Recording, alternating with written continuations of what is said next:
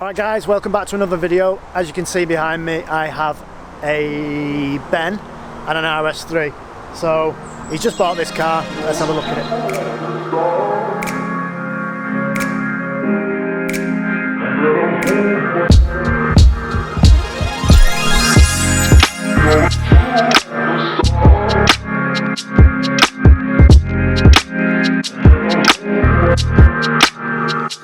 Yes. You like it, yeah? You said to me, what is this heap of shit when I bought an S3 for you? So you've actually brought me a proper Audi now. It looks alright. I'm not usually a big white car fan, I'll be honest. But it's the only one they had left. It was the only, well, it was either that or red. It looks well with the contrast because the pan roof's black, privacy glass, black detailing in the wheels and things, the black grille. So this is an RS3 Sportback Sport Edition. Sportback just refers to the fact it's a 5-door hatchback, it's Audi's little thing. Sport Edition gives you the black styling pack, pan roof, super sport seats, diamond stitch, fine apple leather. You get the carbon inlays, these wheels, but ultimately it looks pretty good in white. Let's hear it. I was fairly vocal about your Focus, so what do you think? Being brutally honest, do you want me to start with the good stuff or the bad stuff? Definitely the bad stuff. First? Yes. Alright, well, look at them wheels. What's up with them? It's just terrible wheels. There's 3 other people other than you that like them. I mean, I just don't like them. Just don't like them. I'm not even going to go into it. Like, they're better wheels. Really? Right, ladies and gentlemen, I've got to know your opinion on this. I'm not having that. Listen to this.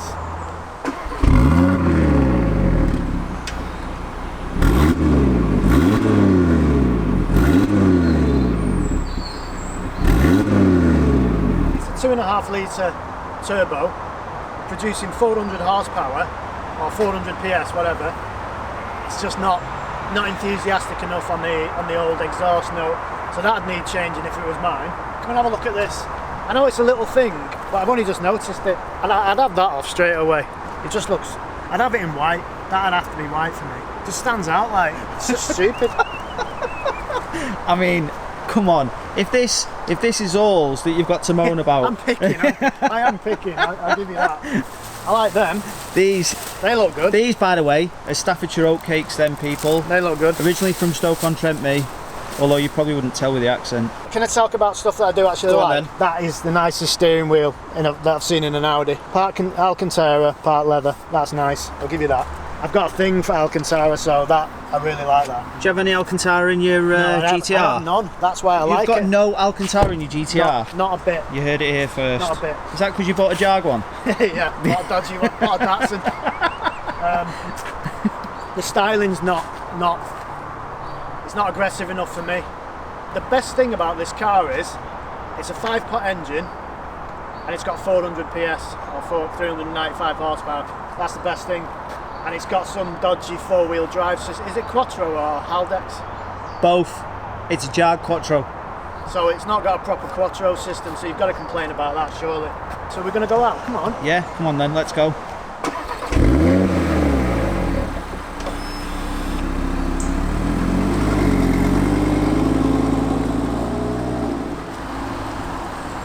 There was an article that I saw in the Top Gear, I think it's the Top Gear magazine or online somewhere, and they said when this A3 was obviously stopped and they announced a new A3, they said that it was going to be the death of one of the greatest interiors of all time.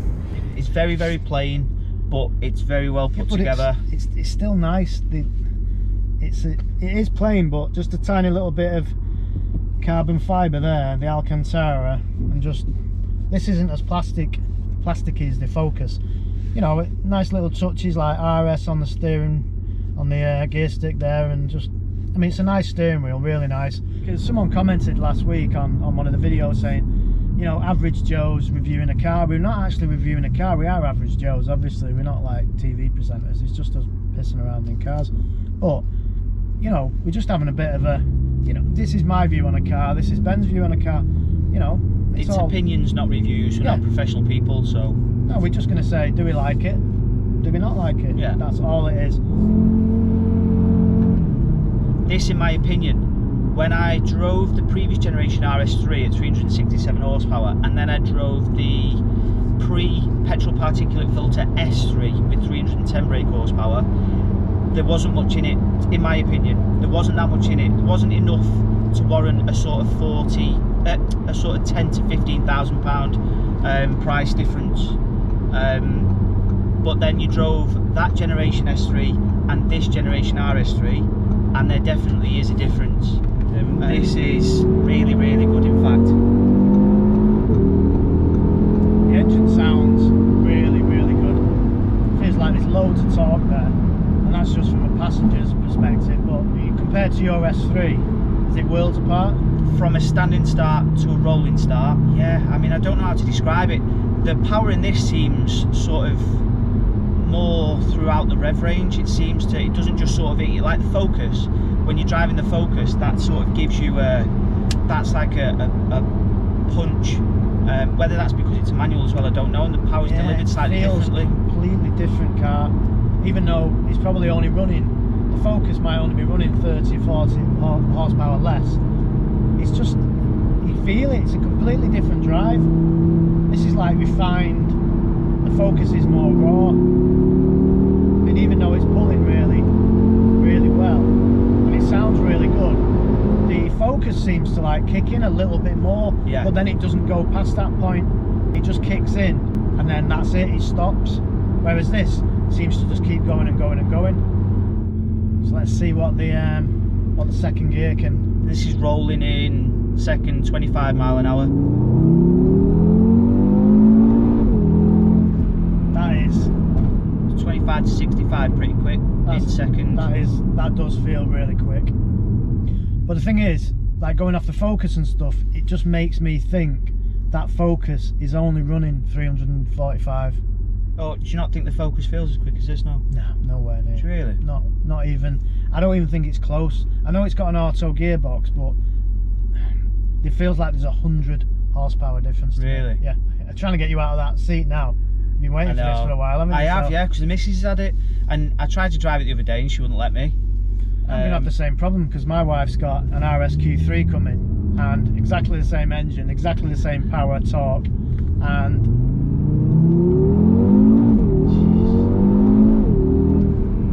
if the RS3 goes as well as this, I'll be happy. This is definitely firmer than the S3 is, but it's nowhere near the Focus RS. No, it's firm. You can feel the bumps, but I don't feel like I'm being thrown up in the air like the Focus. The dampening is better. Yeah, definitely. It's firm, but it's like the Focus has got a cheap suspension setup. It's like it's just cheap, whereas this feels like it's an expensive. But then again, it is a much more expensive car. It should feel. It's a £50,000 car. The Focus brand new is 30. You would want it to feel a little bit more refined. Well, you want to see where your 20 grand's gone. Can you see it? Well, I can't see it in the wheels, no. But everything else, I mean, this is night and day difference over the Focus interior seats, everything like that. It is, you can see where you're paying your extra money. Just further down this road, I know a little place where we can pull over, and I'll let Lee have a go, see what he thinks. Let me loose. You don't like being a passenger though, do you? I'm not a massive fan of being a passenger, you know that, and I'm even worse being a passenger in my own car with Lee driving, because he's a lunatic. Yeah, but I treat other people's cars with respect. Thank God for that. I like the way, do you see that 30 mile an hour sticker then? He's brought me into the 30 zone. I was hoping you wouldn't notice. With a road closed sign coming up. Yeah, you can have a go, in this crappy little side street. Yeah, you've got from here to the end of there, that's it. Moment of truth.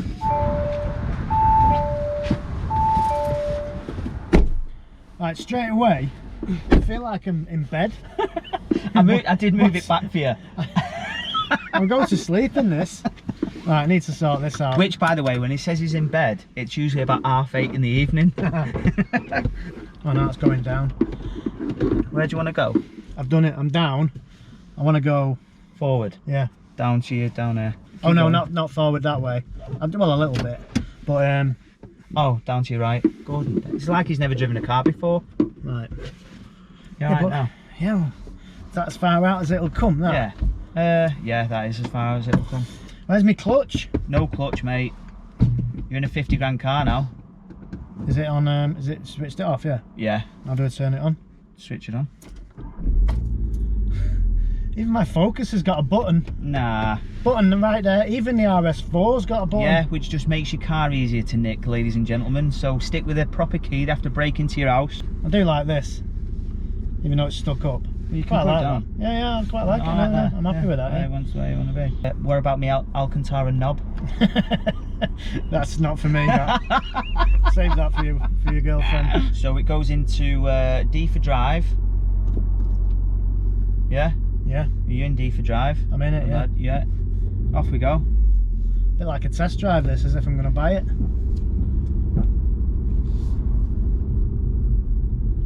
Is that fast enough for you? That'll do. What we're doing there, steady 10. Perfect. 10 miles an hour. Yeah, it's nice.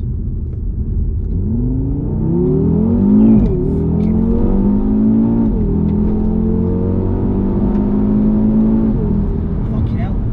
It feels faster over here than it does over there. You just want to keep your foot down, to be honest. You don't actually. You just don't want to let off. Is that in sport now? I've just put it over into manual, so you've got your flappy paddles now. Where does it say which gear I'm in? Right in the middle, M3. So you're in manual third, manual second. There you go.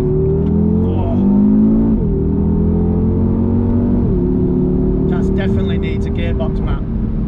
It's a little bit slow, isn't it? Yeah, it's a bit sluggish on the old gear changing. But if this was mine, I'd probably just say, right, book it in for the gearbox map straight away. Really? Yeah, straight away. And I've already literally just driven this, but I just put my foot down then, and it was like a second delay. And when you've got a Focus RS behind you, you can't deal with that delay. Especially when you're changing gear at like half a second because you're a beast. Well, exactly. That I would be quicker on the gear change than this.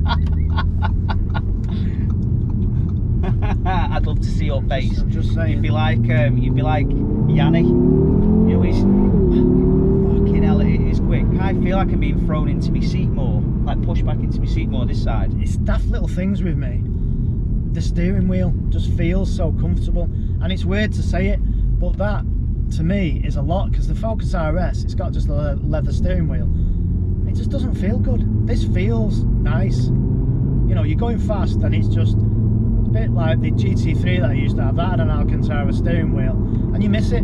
But the driving position, once you've set your seat up and everything, is nice. It's not like the Focus. I feel too high in that, whereas this and the steering feels, you know, it is nice and responsive. When you turn the wheel, it puts you in where you need to be. Tell you what, there's a lot of understeer there. Was there? Yeah, hell of a lot. I thought there was anyway, maybe my shitty driving. Pirellis. Loads of people say get the P0s off it and put the pilots on it. Loads of people. That did not fill me with confidence at all. It's weird because in the Focus, I know I keep sort of like comparing it to that Focus, but it's the only other car we've got at the moment. It's the same. It's in the same category. Yeah. So yeah, definitely. You just don't get it, and I can understand why people say these understeer. And I'd probably, in this limited drive of it now, I'd probably agree with them. Yeah. You do get a bit of understeer. If there's any guys out there that have experience taking the Pirelli P0s off these and putting the Michelins on, please let us know, because the forums and things that I've had a look at, they seem to be, I wouldn't say mixed. Some people have said to get the Goodyears, the F1, see that turned it fine. Did that feel like it was washing wide then? That was ridiculous. Was it? Ridiculous. That was loads and loads of understeer, that. And I wasn't even going that fast, seriously. I think that's probably why, because I don't know with the Haldex system, I'm pretty sure that it can only send around 50% of the power to the back, so it's always sending at the very least 50% to the front. Yeah. Whereas and you guys will probably know better than us, the four-wheel drive system on the Focus can probably send more power to the back and less to the front. Wonder if that's why it helps with the understeer. But it doesn't. It'd have to go a little bit. You'd have to be a bit quicker off the line. Obviously, you've got launch control, but that I put my foot down and it is a bit laggy, isn't it? There's really? always a second delay with autos. The gearbox map sorts all that nonsense out. Gear change speed, even when it's in fully auto in sport, even the revs that it will hold the car at in the gears. You can choose things like what revs you want it to hold at when you're launch controlling, all that kind of stuff. Yeah, I remember him saying that. So if any of you, like, please, you know, your feedback would be amazing. So if any of you have any information or any experience with the gearbox map, with the DSG S-Tronic gearbox map, and with the Michelin Pilot, are they Sport 4Ss or something they're called? Yeah, the new ones, yeah. Any experience with them, please let us know. Feel like it needs any more power? Do you think it just needs to deliver that power a bit better? That's why I'd do the gearbox map first. Me personally. You can't do anything with the understeer apart from changing the tyres. You're not going to change the tyres on a brand new car. You're going to have to run these tyres in. It's just wasting money, isn't it? Yeah. Really? Yeah, because the tyres, I've priced them up already. The Sport 4Ss are about, if for a set for this, is about 720 quid, I think, something like that. And for 700 quid, I'd rather spend that on the gearbox map. Yeah. Because we're not on a racetrack, and to be honest, when you're going to put your foot down in this, you're usually in a straight line. Blasting it down the road with a gearbox map, it's what you're going to do in it. Motorway, just obviously within the legal limit of the speed. Yeah, up to 77 mile an hour. Exactly, yeah. Because these are notoriously out on the speedo, aren't they? So you could be doing 110 in these. It probably about 70. So that's our defence anyway. Although we've never done 110, and it's never said 110 on here. I've never done 110. I don't think it'll do 110, will it? It's always been about 120, 125. I thought these were restricted to like 80 mile an hour. It is when your girlfriend's driving it. So that's our average Joe review, not a review, like opinion of Ben's brand new RS3. So I like it, you like it, so we're going to be doing some more stuff on it. Don't forget to like and subscribe, hit the bell icon, all the notification stuff.